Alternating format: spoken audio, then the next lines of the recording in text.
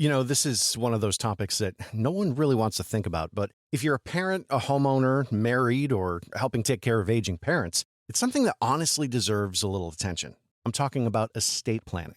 And before you tune out thinking it's complicated or expensive, that's actually why I want to mention Trust and Will.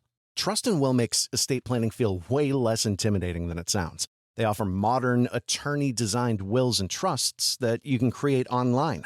And the process is surprisingly straightforward. In fact, you can create a will in as little as 30 minutes. That includes things like guardianship for your kids or pets, how your assets are distributed, and even healthcare directives. Don't wait until it's too late. Protect your loved ones with Trust and Will, the most trusted name in online estate planning. Go to trustandwill.com/future to get 20% off. That's trustandwill.com/future for 20% off. trustandwill.com/FUTURE. I've got good news and bad news. Here's the bad news. Most protein bars are packed with sugar and unpronounceable ingredients. The good news? There's a better option. I'm Will, and I created IQ Bar plant protein bars to empower doers like you with clean, delicious, low-sugar brain and body fuel. IQ bars are packed with 12 grams of protein, brain nutrients like magnesium and lion's mane, and zero weird stuff. And right now, you can get 20% off all IQ Bar products, plus free shipping. Try our delicious IQ Bar sampler pack with 7 plant protein bars, 4 hydration mixes, and 4 enhanced coffee sticks. Clean ingredients, amazing taste, and you'll love how you feel. Refuel smarter, hydrate harder, caffeinate larger with IQ Bar. Go to eatiqbar.com and enter code BAR20 to get 20% off all IQ Bar products plus free shipping. Again, go to eatiqbar.com and enter code BAR20. Always follow the money. That's what I always say. You always follow the money. Yeah. This is Follow the Money with Mitch Moss and Pauly Howard on VSiN. Welcome in. Follow the Money is brought to you by ProfitX, where new users can earn a sign-up bonus up to $100 in bonus cash. Download ProfitX and use the code VSiNMM to get started. We begin this hour going out to the Progressive guest line. We have one more stop on the PGA Tour before it's Masters Week. And Jeff Sealey joins the program now. His podcast is already out on every platform where it's available, the Cutmaker Podcast. Follow him on X at Cutmaker Jeff. Good afternoon, pal. We appreciate the time as always. We're going to get best bets with analysis here coming up. Before we do that, tell everybody about the course and some of the stuff that they need to know going into this thing.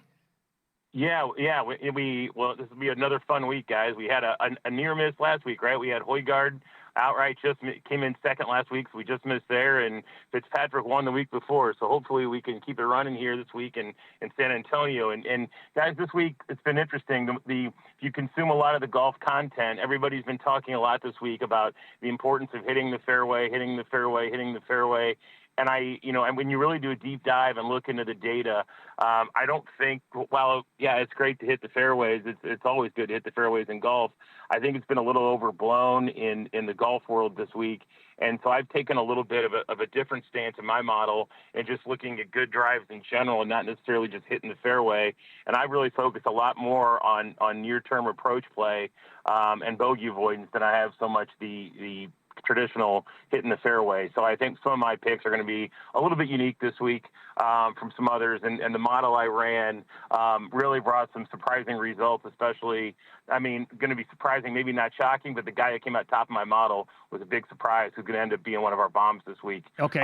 Who's come way down. So it'll be a fun discussion here. Yeah. We'll get to that coming up. Also, what's unique is, and now granted, there is no Scotty Scheffler. There's no Rory McIlroy. So typically when they're events, you're like, well, okay, they might win, but let's go down the board a little bit here. They're not in, so the odds board begins like around 14-1 or a little bit better than that with Tommy Fleetwood. You're not going to drift too far from that, huh? You want to go basically with a guy who is second on the odds board to win this thing. Yeah, and really, Mitch, there's not much to say here, right? Aside from being bad at avoiding bogeys, he's elite everywhere else. He just needs to avoid the blow-up 9 holes that he invariably seems to always have. Whether it's in the Masters or the Players, he was running away with the Players and blew that. So, Oberg comes in ranked top 5 in both my approach stats I mentioned, and he's been steadily improving. 37th a few weeks ago, 20th, and then top 5 in back-to-back weeks. As I mentioned, should have won the Players. So his form is really great. He just needs to avoid the big mistakes. So I think this week at worst, we're going to get a third straight top 10. I bet him at plus 162 top 10. I bet him another half unit to win at the outright at 15-1. So certainly Oberg, I think, is a great play at the top of the board. And then Jordan Spieth at 20-1, guys. And in the past 10 years, isn't this crazy? In the past 10 years, he has 7 PGA Tour wins, but he has none in the past 3 years. And This week, honestly, guys, I think he's going to look to try to get dialed back in the week before Augusta. Even if he doesn't win, if we see peak Jordan Spieth, I'm going to be adding him to my card for Augusta. He's second in my model this week, and his irons are absolutely dialed. T15 in 3 of his last 4 events, and coming into an event where he has a win, a second, a 12th, and a 10th. So we know he's had success here. I think Spieth is really interesting. Those who are all in on the driving accuracy narrative, I think aren't going to love Spieth's selection. But again, I think his iron play has been good enough to overcome some of the missed fairways. And I think a lot of people are going to miss the green in general. So I don't really hate that as much, and I trust Spieth's short game enough to get up and down that I think he can overcome some of that. So the main way I played him is top 20 even money, but I'm going to have at least a half unit on the outright on Spieth as well. All right, how about mid-tier? Some pros and cons with McNeely, and also going back to your guy Sepp Straka. Yeah, so McNeely was T3 here last year, so his vibes are really good. His strokes gained total look really good. His short-term iron play is the only thing that have me going all in on him. Driving distance has been good. Again, driving accuracy has not been good. And so the people who are really dialed in on that this week probably aren't going to play McNeely. But I think the play on him, again, is another top 20 even money. I think it's another good price on McNeely, and you put another half unit or quarter unit on the outright. And then Sepp Straka, guys, again, absolutely been dialed with the irons. Very interested in him there at 28-1 or so. Recent iron play has been the best in the field. He's even gained with the putter over his last 8 events, which is usually his big problem. He's not a huge bomber off the tee, but for the guys who do follow the driving accuracy, he's very accurate off the tee. I think he'll be popular in that regard. And he's coming in with really good form. He was the runner-up at Pebble, took 8th at the Players, 13th at the API, 18th at the Waste Management. That's inside the top 20 in 4 of his last 5 events. He's always one of my favorites, as you well know. He's won twice last year, and I really like him this week to break out and get his first win. Okay, so then down a little bit beyond that. By the way, any of these guys you want to do first-round leaders for or anything like that as well? I didn't mention him, but I did play your boy Yeager first-round leader. I'm playing him first-round leader this week, and the other one I'm going to play first-round leader is the guy I'm about ready to mention is Keith Mitchell, 35-1. Has actually been better in terms of total strokes gained and bogey avoidance than Straka has. His irons just haven't been as sharp. So Mitchell's not a good putter and struggles with driving accuracy. But again, he is one of the longer hitters in the field, and I think in general his ball striking will make up for that. I am going to play him as a first-round leader, and I think the fact that he has 3 top 20 finishes here makes a top 20 an easy play at plus 150, the little on the outright, and I am going to play him and Yeager as first-round leader plays. And then, guys, I mentioned him earlier on. I mean, the number 1 player in my model this week who has gone from like early on when this thing first opened to from 140-1. I bet him last night at 70-1. Sherman told me he was at 50-1 on him. I think DraftKings right now might be around 60. It's my guy Yellow Majaru again. I mean, I've seen this price just drop like a rock. And there's nothing not to like about this guy. I mean, when you look, he's 5th in total strokes gained over the last 24 rounds. 5th in total strokes gained over the last 6 events. That's unbelievable. 11th in bogey avoidance, 8th in near-term approach, 6th in long-term approach. Like, there's so much to like about this guy, and he really has no weaknesses in his game right now. His driving distance is very strong. His driving accuracy is very good. His putting improves every week. His lone weakness appeared to be his chipping a little bit, but he's even gained there a little bit over the last 8 rounds. So in 2026, he has 2 top 20s and 2 more top 6 finishes, both of which have come in the last 2 weeks. So there's nobody in the field as hot as this guy right now. I laddered him top 20 at 2-1, top 10 at plus 450, and some on the outright as well. Okay. I love that breakdown. I love that you're going to ladder that as well. Hope it all comes in for you. And or this guy would be nice as well, because you have one more bomb, and this is really like going down the board. But a guy at 200-1, or maybe even a little bit better, you want to go to war with this week? And I may sprinkle a little on the first round leaders, him as well. He's one of the most popular players on tour, guys, and it's Joel Damon, 200-1. In his last 6 events, he has 2 top 10s, and he's basically 10-1 to be top 10 this week. So throw in a plus 420 on a top 20. I'm all in on that. There's a lot to like about Joel Damon. 24th in total strokes gained, 7th in bogey avoidance, and top 12 in both approach metrics. So, again, for a guy who's 200-1, you could do a lot worse than Joel Damon, again, who's finished top 10 in 2 of his last 6 events. Very good. You live in Indy. We used to call you Indy Jeff here on the program. Do you have a strong opinion on who wins the national title?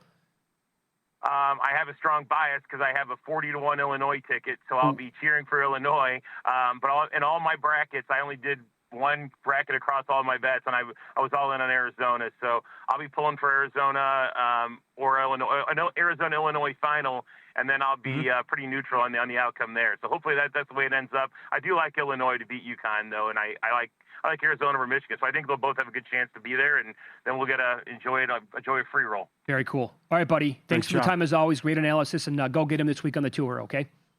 Thanks, fellas. Take care. There you go. Follow him on X at Cupmaker Jeff. It's the Cupmaker podcast. He joined us here on the Progressive Guest Line. All right. I did listen to Crackman today with his podcast with Alan Boston. They've been doing it every week. Boston actually, and he admitted this, that he's very strong on UConn. Too strong. He actually used the word, I have them probably overrated.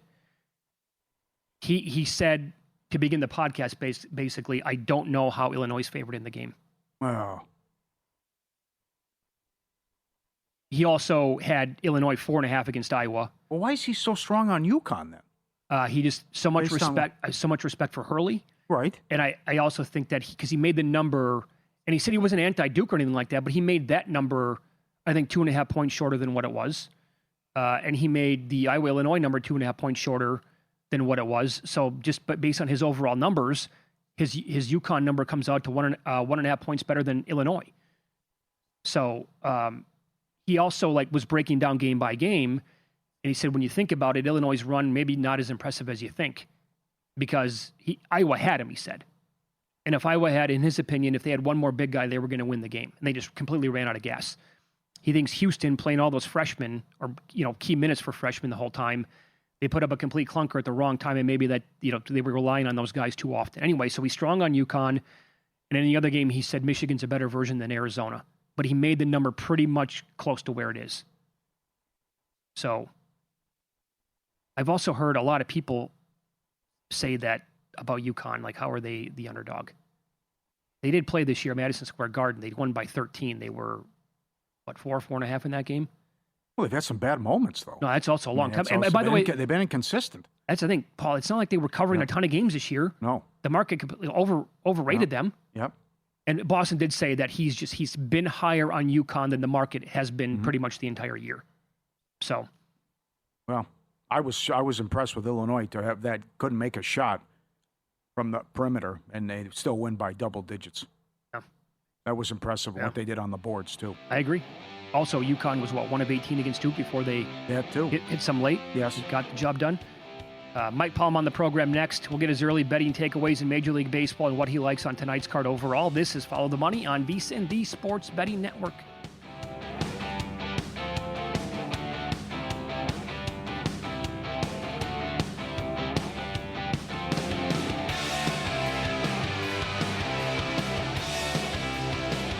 So you're listening to this podcast because you want an edge. But what if I told you you're only halfway there? You've got the mindset. Now it's time to get the toolkit to match. Here's the thing. Pro bettors spend thousands on data and tools, but what they don't want you to know is you can get the same edge for a fraction of the cost with VSiN Pro. With VSiN Pro, you get access to expert picks, public betting data, prop projections, powerful tools, analytics, and more. Tap the link in the description and see why thousands of bettors are already using VSiN Pro to cash more bets. This is one of those topics that no one really wants to think about, but if you're a parent, a homeowner, married, or helping take care of aging parents, it's something that honestly deserves a little attention. I'm talking about estate planning. And before you tune out thinking it's complicated or expensive, that's actually why I want to mention Trust and Will. Trust and Will makes estate planning feel way less intimidating than it sounds. They offer modern, attorney-designed wills and trusts that you can create online. And the process is surprisingly straightforward. In fact, you can create a will in as little as 30 minutes. That includes things like guardianship for your kids or pets, how your assets are distributed, and even healthcare directives. Don't wait until it's too late. Protect your loved ones with Trust and Will, the most trusted name in online estate planning. Go to trustandwill.com/future to get 20% off. That's trustandwill.com/future for 20% off. trustandwill.com/FUTURE. I've got good news and bad news. Here's the bad news. Most protein bars are packed with sugar and unpronounceable ingredients. The good news? There's a better option. I'm Will, and I created IQ Bar plant protein bars to empower doers like you with clean, delicious, low-sugar brain and body fuel.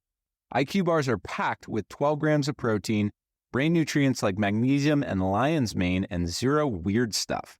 And right now, you can get 20% off all IQ Bar products, plus free shipping.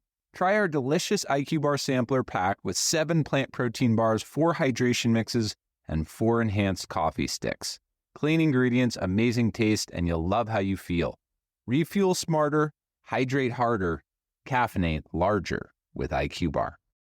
Go to eatiqbar.com and enter code BAR20 to get 20% off all IQ Bar products, plus free shipping. Again, go to eatiqbar.com and enter code BAR20.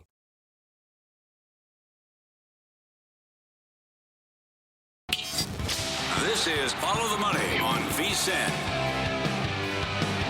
Time now for Wednesdays with the Maestro, Mike Palm, VP here at Circa Las Vegas, also the D and the Golden Gate. We have You Cannot Be Serious coming up in 15 minutes. Good afternoon, Mike. How are you today? Hello, Mitch. Paul, nice to have you back. Great to see you again, pal. You too, Mike. Good to see you. What are your early season, 1 week into the Major League Baseball betting takeaways? Boy, these bullpens suck. I don't know how you can bet in-game, how you can bet total game unders in Major League Baseball. It's so bad, the bullpens. Tampa, who else? Everybody. How about the Tigers last night? Up 5-0. They're just, the bullpens are not good. The Cardinals, the opening week. Cubs have horrible. struggled too. Yeah. The Nationals today couldn't hold on the lead against the Phillies. We saw. How about the Reds today, trying to hang on to a 4-3 deficit? They go to Pagan, their closer, gives up 4 in the 9th. Not a closer. Emilio Pagano was at best a 7th inning guy. Anyhow, that's one observation. Second observation is I don't think the Orioles are as good as people thought. Okay. They look like not a playoff team to me. Just my thoughts. Why know there is was a lot of that lineup overall. Well, they were striking out 18 times a game against the Twins. Mm-hmm. Very concerning. Very concerning to me. And then Rogers is good though. He went again today. Yeah, he did. Yeah, today was a good day actually to bet the unders because you had all your aces lining back up after opening day. That's right. 7 days later, and you've seen some, especially this afternoon. Mets Cardinals has been a great pitching matchup here. You've got Skubal still down 1-0 in the desert here. Kirby go. I mean, there've been some nice. If you were betting first 5 unders, no kidding. A nice day for that. No kidding. Are the Brewers going to do this again? They're 5-1. They scored 8 runs again. I know. It's because this manager is so good, Murphy. I'm telling you, they're the only ones that know how to run the bases. They put pressure on the other team all 9 innings. Doesn't matter what their mark, whatever the market says their wins is, they're going to go over by 5 or more, and they're going to make the playoffs. You should be yes, Brewer, yes, Brewer, yes, Brewers, betting them for the playoffs right now. The Peralta loss is not going to bite them in the ass later on in the year. 5 and dive guy. I mean, he never ate up any. 5 and dive Freddie. He never ate it. Fake ace? Yeah, for the fakest of all aces. Webb, they had Webb on the ropes last night, too. The Padres did, and they couldn't knock him out. He had 72 pitches through 3, and you think they let him get away with like a 7-pitch 4th, and then he cruised from there. But he's definitely a candidate for that. For the fake ace? The fakest of all aces got hurt and is out the whole year. Pablo Lopez in Minnesota. Okay. So now we have competition for who will rise to be the fakest ever was Aaron Nola. Well, or was he never? That's a lifetime fake ace, right? Okay, all right. You score 3, he gives up 4. Well, let me give you. We're seeing it today. You were spot on with Yeah. that, by the way, for all those years. We thought Zach Gallen may have turned into a fake ace. What about today? Pretty good today. Well, yeah, I think you have to give him a chance at retribution this year. There were a lot of people who thought that he would have a bounce back year here. He actually settled there. He stayed in Arizona. He didn't get moved, right? And so, folks thought that there were some indicators that he would have a good season. So, I mean, early on, we're okay. He's pitched very well today. Been great. So who do you, if you think the Orioles are not a playoff team? I would say the team that's lowest towards what my expectations were before the season is the Orioles. And And then, I thought the Giants might have been the second best team in the. I still don't know. Maybe it's Arizona, but I don't know how this Vitello ball is going to go over with these adult men. The rah-rah, so they scored 1 run in 3 games and all that. I know they scored some runs last night in San Diego, but it's a possible angle. I'm not sure about that. I'm not sure about that, how that experiment's going to go, although I wouldn't look for first manager fired. Obviously, they made a commitment to him. I would look maybe to the Astros if you were looking in first manager fired markets. Even though they're off to a hot start? The Astros? Yeah, they're off to a good start. That's a bad team. I'm just telling you right now. This is not going to be a thing this year? Yeah. No, I don't think so. I really I think they're going to win less than 80 games. We'll see. Well, what do you do if you're the Red Sox? Because they lost again today to those Astros, and they are off to a horrible start. Mm-hmm. How about all the preseason hype on the White Sox? Another team got absolutely blasted today. Yeah, hype to win what? To win 70 games? Yeah. It wasn't like we thought they were going to be a contender. It was just we thought that they would be much improved, and they've been, frankly, non-competitive, and the losses is the more concerning part. Right. And the starters can't get any innings in. I mean, I keep looking. It's tantalizing when every starter's listed at like 14 and a half outs, and you can't get there. Can't get there with them. But the other team would be the team that's going to be moving to Las Vegas, playing some games in Las Vegas this year. Well, they had a win. They did win a game. Okay, one. They're in pretty tough, though, opening at Toronto and at the Braves. Yeah, I would say. That's not the easiest start in the world. That's true, but look at that lineup again. That's disappointing. How about what Mitch said to me earlier? We are 5.5 games into the season, and the Yankees have allowed 3 runs. That's pretty good. No home runs, 3 total runs, and Stanton's been great, hitting 500. They haven't had a bad start yet. They haven't had anybody come in out of the bullpen and blow up yet. Nobody's had a bad outing yet for this team. And here comes Cole and Rodon down the road. Yeah, they'll get those two guys back. Strike him out 5 Ks through 5. This is wild. I need 2 more, though. Come on, man. So we go to the 6th, 1-0 Yankees. They've allowed 3 runs on the season. This is ridiculous. The record's 5 through 6. Another first 500 today, by the way. Yeah. I have to tell you, it's interesting for those books that leave the Cy Young markets up 24/7. You could have gotten, and I was texting you, when Skeens couldn't get out of the bottom of the first, Sanchez was still 7-1, right? Yeah. By the time those 2 games were over, Sanchez was the new favorite. I think about that. Skeens was 4-1, and Sanchez was down to plus 350. But I bet him 8-1. I got him again at 7-1. I mean, I get the market's overreacting, but 5 earned runs in 2/3 is still going to be there at the end of the year when you're looking at numbers. Yeah. And we talked about this early. Like, what do you want to do with Skeens, like in the next couple of starts? Pulled out. He had 77 pitches today, 5 innings. A lot of other guys are going way more than that. I got to point that out. He just doesn't have the command of his pitches that we've used to see him. All of last year, I only saw him have 1 bad start. It was against the Cubs. That was it. Every other start was a quality start, and he started off, and he just doesn't. He doesn't, and neither did Logan Webb last night. The Padres let him off the hook. Every what they call the sweep or whatever. Now it was just center cut, and they couldn't do anything with him. All right, enough grab ass. How about what the Knights did? Give me your thoughts on this, because people who follow the team said it had to happen. Yeah. And then he lost the dressing room. 3 weeks left in the season, going to be a playoff team. He won a Stanley Cup. It's one thing to fire him, and then the guy they bring him in. I'm not a Tortorella fan. But he's the same guy. He's an old school hard behind coach. Yeah. If that's what they didn't need, they got the same guy. I told you I sat behind the bench 3 years ago at a game that Cassidy coached. I couldn't believe the way he talked to the players the entire game. Really? The profanity and just every play. Yeah. Okay. So I know it's hard to deal with, right? Okay. And people said, like Babcock, 2 or 3 years, you can't take it anymore. I don't know how much they lost the locker room. It's interesting. This is the 8th time a team headed for the playoffs has fired their coach in the last 10 games of the season. It is? Yeah, this is the 8th time that it's happened. Now, only one of them, the Devils, went to a cup final, and they actually won the cup final that year. No one else has gotten out of the second round. I think it's a call out of the players to fire Cassidy and then bring in the same type of a coach. They just, to me, don't have the toughness they've had in recent years, and they never really got over losing Pietrangelo, losing these guys that were good to Haig, Whitecloud, all these guys that would hit you. If you even looked at your goalie, I just don't think they have that toughness this year. They're soft. How can Jack Eichel, who's their leading scorer, and not have any power play goals? How can Marner go from 120, right? I mean, there's just a lot of things that don't make sense, and they didn't go out and get a goaltender, which everybody thought they needed to do. Right, and a lot of people here who did not agree with the decision said that's not his fault, not Cassidy's fault to do that. I think if the Ducks end up winning the division and you have to be at Edmonton first round, the Vegas has no shot. No shot? No shot? Well, Edmonton's starting to find their game They now. might catch them. They might. Anaheim's got a big game to San Jose tonight. They're up 2 with a game in hand. They might catch them. I think Edmonton, they're starting to find their stride, and Connor Ingram's been pretty good in net. What do you want to do with the Avalanche tonight? Almost a $5 favorite. You lay 2.5 goals if you're going to do anything, right? This is a tough road trip for Vancouver, too. They keep going on the road, and they got shelled at Calgary. They led here late in the second period, end up losing didn't cover the puck line, and now you go to Colorado tonight. I mean, you still got to lay a price with 1.5. I would almost look, if you want to play the game at all, lay 2.5 here in this spot. That's okay. So Lankin, and they just get Lankin, and every night they just keep coming back with Lankin.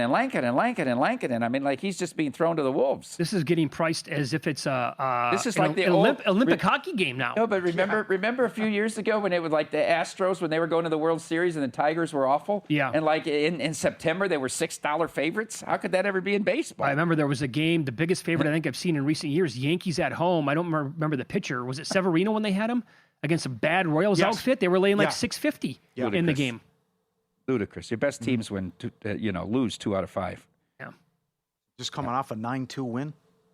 Maybe jump on them again in the first period. Wow. Good ways to play it. If you're not on Profit X, Masters Week, the perfect time to start. New users get a sign-up bonus up to $100 just for starting, and the code is VSINMM. Masters of your domain contest. Make one play of $50 or more on any Masters market. Win or lose, you get an entry to win a $1,000 golf prize of your choice, a round of golf, a club, or a gift card. Win or lose, you're still in the running. Download the app now. ProfitX, code VSINMM. Make your first purchase, earn the bonus, and get in on the action at Augusta. Download ProfitX today. Code VSINMM. Great job, guys. Master of your domain. We have found our new Angel Hernandez. You'll hear all about it from the Maestro next, and you cannot be serious on Follow the Money. It's VSIN, the Sports Betting Network.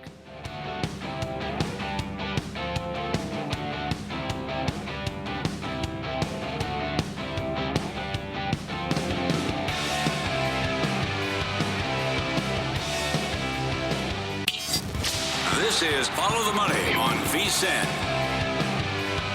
Good to have you on board here on a Wednesday. We continue with the Maestro, Mike Palm. Time now for his baby. You cannot be serious. You can't be serious, man. You cannot be serious. Can we just run down what didn't make the cut this week? This was an amazing week. We could do 10. We could have done 10. We could have had a full, no hyperbole. Here's some things that didn't make the list. Andrew Catalan and Steve Lapis called an Elite 8 game. That's network malpractice. Didn't make the list. Puka Nacua being accused of being a biting anti-Semite. Did not make the list. Alec Boehm suing his parents for embezzling all his money. How about that? Did not make the list. 20 tons of Kit Kats hijacked. Did not make the list. That was me. Aaron Glenn says Geno Smith will lead the Jets to the promised land. Yes. Did not make the list. And the WNBA new collective bargaining agreement, children of players that are 13 years of age or younger are allowed to travel with the team with all of their travel, hotel, and food expenses picked up by ownership. Ooh. That's also part of the CBA and the WNBA. All those things did not make the list. Wow. Yes, Mitch teased it, so let's get right to it. How do you replace a legend? It's one of the hardest things to do in sports. Just ask Gene Bartow, Frank Solich. Hey, John Shire, how's it going down there at Duke? The first person I said who got fired, and I said, how could we ever replace them, was Brother Lynn, Anthony Lynn. Mm-hmm. And somewhere rose somebody even dumber, Brandon Staley. Now, that was a miracle. Mm-hmm. When Angel Hernandez retired, we knew there would be a gap to fill in Major League Baseball and, of course, in this segment. And many debated, would it be Laz Diaz? Would it be CB Buckner? Well, I think we now have a clear winner. CB's first game behind the plate was on Saturday with the Red Sox at the Reds. The ABS overturned his call 6 times, including an incredible series of pitches in the 6th inning with Eugenio Suarez up for the Reds, where he rung him up on a 1-2 pitch, overturned, then rung him up on a 2-2 pitch, overturned, then rang him up on the full count pitch, overturned for a walk. Simply incredible. 6, that's still the record to date, 6 overturned. And then last night, Ridiculous. I was so mad. 6 different people texted me simultaneously. Tell me you're watching the Brewers game. I said, I'm watching hockey. Turn on the Brewers game. Turn on the Brewers. I said, I'll just wait for Twitter. Jake Bauers is up in the bottom of the 6th. Hits a ball in the hole. There's no play at first. It's an infield single. Now the question was, did he turn and look at second if he was going to advance? He didn't. He turned back toward the dugout. You know, they threw the ball over for the customary tag. Wait, C.B. Buckner says he's out. Not because he turned toward second, because he missed first base on his initial attempt by. Well, of course, Pat Murphy challenged, and after a 1.6-second review, it was revealed that Jake Bauers stepped, in fact, right in the middle of the base. The greatest scene was the split camera shot as Pat Murphy and Kevin Cash both laughed at each other, waiting for the review. We have found our new Angel Hernandez. C.B. Buckner! You cannot be serious! You know, March Madness is becoming the biggest event in sports. It's bigger than the Super Bowl because it occurs over 3 weekends. And even opening weekend is bigger than the Super Bowl in terms of handle and prices, hotel rooms, food and beverage, everything, viewing parties. CBS has done a great job over the years covering this event. We have to agree. They get the best announcers. They had James Brown in studio. They've had Clark Kellogg there. They had Lynn Elmore. Bill Rafferty used to be a part of the studio show. What this turned into this year is a complete abomination of television. I mean, people not in sports could watch this and say, who do they think this is appealing to? You've got Nate Burleson, who I don't understand his connection to being a lead host for college basketball, now trying to take the place of James Brown. I know Kenny Smith got sick, so you brought in somebody that 99.999, I think you got 8 spaces, 9% have no idea who it is. Renee Montgomery, who was a WNBA player. Charles Barkley doesn't watch 5 games of college basketball. He might watch Auburn play 2 or 3 times during the course of the year, right? And then poor Clark Kellogg, tortured by this. It's not bad enough, the mix of people. They decided that at every halftime, every single halftime after the first 2 days of the tournament, it was going to be a carnival where they were going to play. I knew on that Saturday, when you have that 6-hour stretch of one game, and they brought out the talking basketball, that this was going to be a disaster. I couldn't believe it. And everybody was uncomfortable. Did you see them? They were all looking. The cameras aren't even focused on where they're looking. They're trying to talk to this basketball. I don't know, it's supposed to be a comedian basketball. They're playing carnival games of knock things down. Yeah, knock down the milk cart. What are they doing? Yeah. They're playing The Price is Right. Just cover the games. Talk about another game. Preview another game. What are you doing, CBS? CBS coverage of the NCAA tournament. You cannot be serious! Now, you guys have had some good ideas on this subject, and a lot of people have offered good conjecture. How do we end tanking in the NBA? Well, the fearless leader Adam Silver came up with 3 very simple solutions. Really? All right, 3 proposals he's got. Proposal 1, you take the lottery from 10 to 18 teams. How do you do that? You expand to the 4 teams in the knockout round of each, so they become part of the lottery. All right? Now, the 10 teams that didn't make the knockout round, that didn't qualify at all, they each have an even 8% chance to get the first pick. And then those other 8 teams split up the remaining 20% in descending order. How that's determined, I don't know, but maybe the most convoluted idea of all. Proposal 2 is the WNBA proposal. Now this is 22 teams. It's the same 8 that are in the lottery. It's the same 18 from Proposal 1, plus 4 teams that lost in the first round. I don't understand. There's 8 teams that lost. How do you choose which 4? And then of those 22 teams, it's a descending order of percentages based on the record over 2 years, which is what the WNBA does. And then number 3 is the same 18 teams that you have now, but instead of 3 teams, the worst 3 having an equal chance, the worst 5 have an equal chance, and there's safeguards such as like the top 5 can't be lower than 10th in the draft. Leave it to Adam Silver to come up with a convoluted idea that nobody could get excited about. Adam Silver! You cannot be serious! Made it 10 times more confusing. Well, come on. And, yeah, come up with something simple that'll change what people do. Yes. I've loved every idea that's been bandied about on Twitter and here than any of these 3. Okay. I would agree with that. Final 4 games coming up on Saturday. Do you have an opinion on any of these games? I think they're both dead pick'ems. I picked Arizona to win it all before the tournament. I still think they're the best team. I don't think either of these 2 guys, Tommy Boy or May, are great endgame coaches. But I think this Arizona team is resilient a team since Lute's team in '97 that won it all. that just kind of scuffled their way through the regular season and put it together in the tournament. Every time this team is challenged, these guys figure it out. They've been down 6 times at half. Every one of those games, they had the lead by the under 16 timeouts. They just storm back and take it. Michigan is really talented, but I think they're too cool for school sometimes. They get a little too loosey-goosey. They want to shoot the three with their big people instead of trying to press the advantage inside. Ever so slight advantage to Arizona. I had 5 nice futures I loved going into this tournament. I'm down to just Arizona. Duke goes out. Florida goes out. Houston goes out. I couldn't. I wanted to try to get a couple teams in the Final Four. I never played Michigan. I knew that would probably be my poison, but I think that's a dead pick'em game. If anything, I'd shade Arizona 1, but we opened it a pick. Within a day, it went to Michigan 2.5, and we've gotten some buyback now. So it's still, though, Michigan 1.5 here. What number do you have on Arizona? When did you bet them? I bet them at 19-1 the day after they beat UConn in stores. Damn. Well, they were beating every other team in the top 5. I know. It was just a killer's row, and they just dispatched of every team. They lost 2 games. Koa Pete was injured, right? In a possible spot on Monday night in Lawrence. This team's done nothing wrong. Nothing. They answered every challenge. The resume is the best resume. And then how's the action so far? Like, are you seeing, okay, you said they bumped up on the opener on that one. What about the Illinois-UConn game? I don't understand here.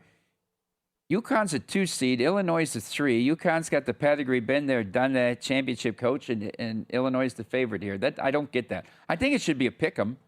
I just don't get that Illinois is a solid 2-point favorite. I wouldn't want to lay these 2 points in either game, right? These games are bound to come down to the wire. I would be surprised if either game has a margin of more than 7 points. Well, also, I mean, because of the numbers currently that we're talking about here, you could also wait in play and probably get a better number on 3 out of the 4 teams. True. I also believe that, and I love Illinois, but I said I could not bet them because I didn't think they could play defense for 40 minutes for 5 straight games. I think they've had a nice path, okay?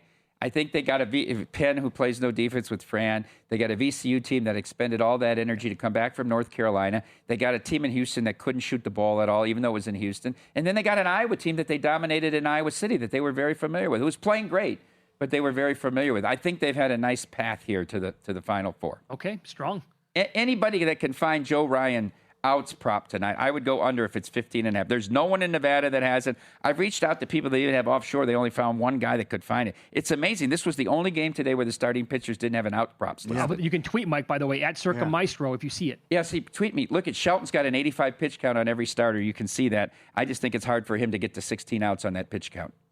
Tired of Capper's lying about their record? Juice Reel dropped an update that makes that impossible. Connect your book directly into Juice Reel and get in-depth analytics on your own betting. Access to what the very best bettors on the platform have their money on. If you're the sharp, others follow your bets. You get paid for helping the community win. Teo proven winners on Juice Reel. Download it now. Juice Reel, R-E-E-L. Thanks, Mike. Have a great week. Thank you. Headed to the Crown tonight. Oh, you're going to go? Oh, absolutely. Enjoy the games. Thank you. Up next, solid breakdown on the ice, especially when the Avalanche are this big of a favorite.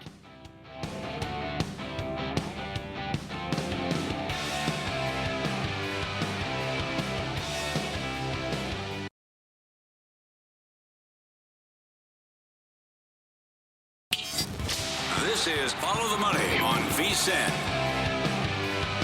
Developing situation in the Pacific Northwest. Yankees leading the Mariners 4-0. We got a couple of winners, Pauly. Cam Schlittler over 5.5 and over 6.5 Ks. Bring them up. 6 innings, 2 hits, no earned, 7 Ks overall.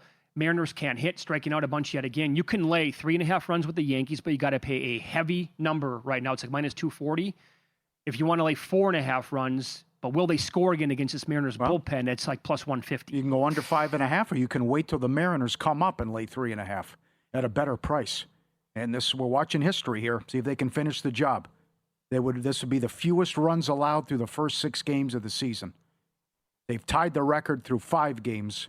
The record for 6 is 5. Wow. So they could actually shatter that record. Yes. The Yankees have allowed 3 runs. We're in the top of the 7th on the season. Scary stuff. How crazy can I get? I'll just say 100 wins. Just because it's baseball, Susan. You know, it just, even the Dodgers get bored and there's injuries, and certainly this isn't sustainable, but it's scary that they're off to this start with what the staff's doing, and you're getting Cole and Rodon back at some point. Dumper 2 Ks today, batting 125 on the year. That's now, 15 strikeouts on the season? Man, so he's 3 of 23? He's 3 of 23. Naylor was 1 of 23. J-Rod struggling. Judge was 3 of 20. Then you got Stanton. Judge is 0 for 3 today with 1 strikeout. Okay, he's so batting 130. He's 3 for 23. By the way, Chisholm's at 182. Wow. So it's not like they have a ton of guys who are crushing it. Rice had a nice game today. He's at 375. Goldschmidt with a 3-run dinger. By the way, that was off Kirby to give him that 4-0 lead. But Julio Rodriguez is 0 for 2 with the strikeout. He's batting 083. Yeah. Naylor 0 for 2 again today, batting 040. Wow. And I don't know the answer to this. Do some books offer, I'll ask the audience right now. You can always tweet the show at VSiN Live, at Mitch Moss Radio, at Pauly Howard. Can you find batters to have multiple strikeouts in the game? Not one, like will they go 2+ strikeouts or 3+ strikeouts? Yes, because that I don't know where it is, but that cashed opening night with Judge. He was over 3.5 Ks, 10-1. And he had a golden sombrero. Well, that is certainly here early on anyway with some of these teams. Kane at very high rates against guys like Schlittler, by the way, who, I mean, what are they going to adjust his? By the way, he is at a pitch count of 73. That's Matt Human's guy. 300-1 Cy Young? Yeah. He's down to like 30-1, and he's probably plummeting as we speak. And Skubal could be a hard luck loser here. 1-0 Diamondbacks, top of the 9th. Boy, this would be tough. It's infuriating.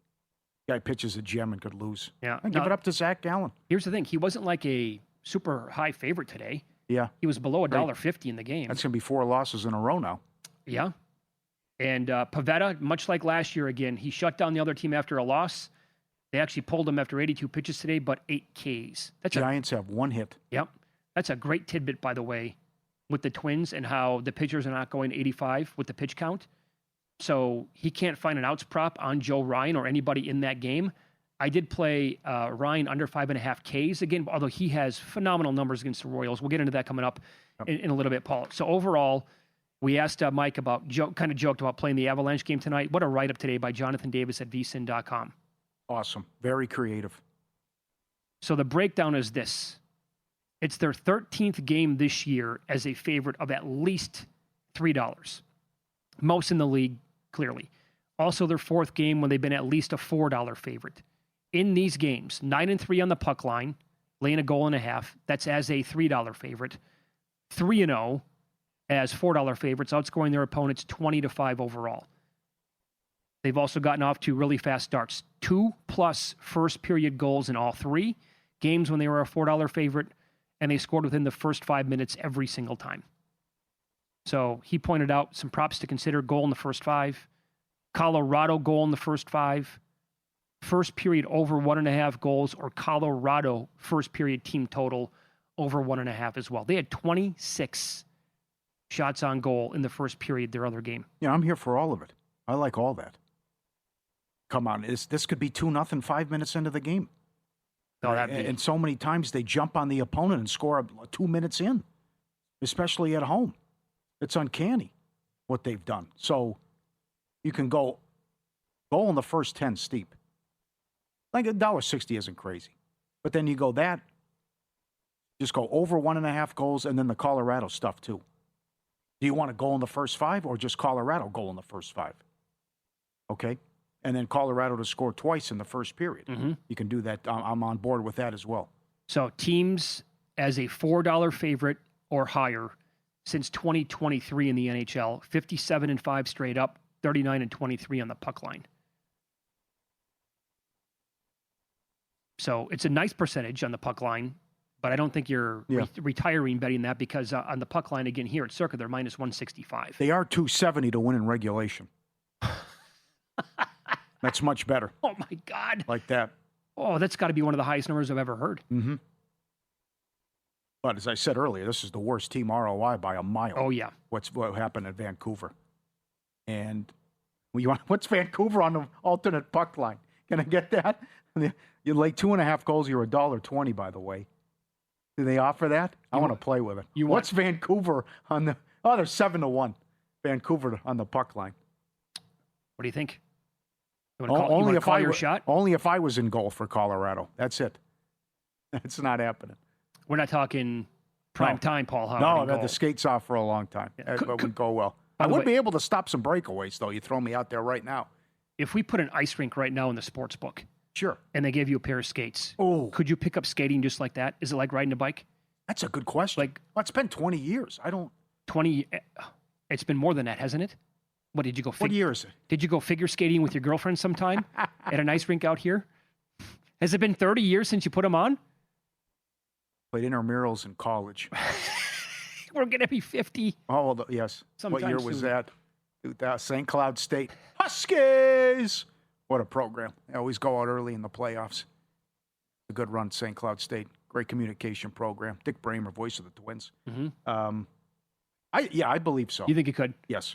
Yeah, I would not bet against that because it might be something like if you really bet somebody to ride a bike that has not done that in 35 years, it's pretty easy. I think you can pick it up in 2 seconds. Maybe you just put them on. You're like, hey, this feels good, man. And it comes back to you right away and you can go out there and... I can't imagine, though, putting the pads on. First time someone shoots at you, what that would be like. 20, 30 years out of the game, right? No, that's what we should do. We should line that up with the Golden Knights. Sure. Sometime. I know, it's like a good question. The views on that we would get. I know. I was supposed to go one-on-one with Banksy here. I mean, we're working on the PK challenge. I was supposed to go, I had a bet with Banksy. He couldn't score because he was more of a enforcer and a goon. Right, yeah. That 10 breakaways. I said you get lucky to get 2 past me. But we have to do that as well. It's kind of like the guy who's married for 30 years. What happens when he goes out there and out there? I can tell you hey right now. Hey guys, big gulps, huh? I just had my 16th anniversary last week. If my wife, if we got a divorce tomorrow, sure. I would have no idea how to talk to a girl. Yeah. Well, you'd be fine. What would I would just probably be myself. Does that win them over at this point? Probably not. But I would just be like having a conversation. There is no. Buy her a drink, whatever. Yeah, I mean that's just I would operate as a regular human being. I would put it this way. If you want advice from me on how to talk to a girl, I would have. I don't know what to tell anybody. Well, I just can't believe the Tiger Woods story. Hanging out with Barkley and Jordan. Gee, guys, what do I say to her? I don't know what to when do I go here. up to her. What? Tell them you're Tiger Woods. Yeah. And hello. Yeah, they're going to recognize you and they'll be like, oh my God, yes, please, I'll go back with you immediately. Yeah. No idea. They Schlittler Is he get out of taken it out? again? Are they taking him out? I think they're taking him out. Are they going to be a little careful here? 1 out in the 7th. Okay, so after 78 pitches now, the way it looks. Oh, mercy. 3.5 runs, you're laying 250. Stayed the same number pretty much. Mama. Follow the money brought to you by Profit X. If you're not on Profit X, Masters Week, perfect time to start. New users get a sign-up bonus up to $100 in cash. Just use the promo code VSINMM, Masters of your domain. Make one play of $50 or more in any market, win or lose Masters. You get a $1,000 golf prize of your choice. Incredible job, guys. Well done. A round of golf, club of your choice, or a gift card to any golf apparel brand. Win or lose on your play, you're still in the running. Download the Profit X app, code VSINMM. Make your first purchase, earn the bonus. Get on the action at Augusta. Download Profit X today, code VSINMM. 5.5 under -165 now. Okay. This is an incredible find from Brendan. Thanks for tweeting me on X again at VSiN Live and Mitch Moss Radio at Pauly Howard. Legal sports books offer period saves. So Lankinen tonight, you can bet how many saves he's going to have in the first period. You can ladder it. They go all the way to 14. Oh. 10 plus is -155, 11 plus is +105, and then it goes bigger than that. Like 14 plus is +420. Well, you rarely see this. I mean, you don't see a $5 favorite in a hockey game. No, I know. This is incredible. Right. So is that... Unless there's tanking, and tanking rarely happens in hockey. And if it does, it's very late in the season. That's not a bad approach. Yes. They pepper the net the entire time. He walks out of there with 15 saves. No doubt. That's solid. You're going to hear a strong comment from Derek Stevens, who was at the GM meetings in the NFL this week, how this could change the landscape of the sport with the Super Bowl.